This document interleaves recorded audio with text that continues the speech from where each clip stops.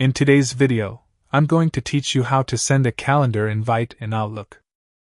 Start by opening Outlook and switching to the calendar using the icon in the lower left corner.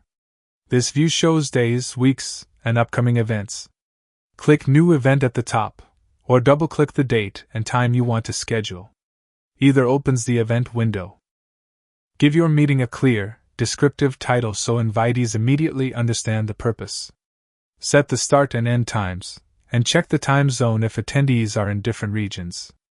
Add a location, whether a room, address, or note that it's a call. Next, invite attendees. In the Invite Attendees field, type names or email addresses.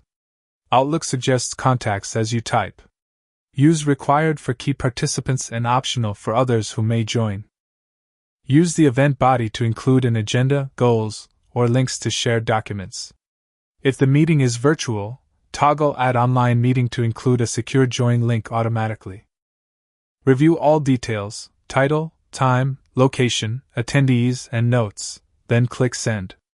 The invitation goes out, and the event appears on your calendar. Recipients can accept, decline, or propose a new time.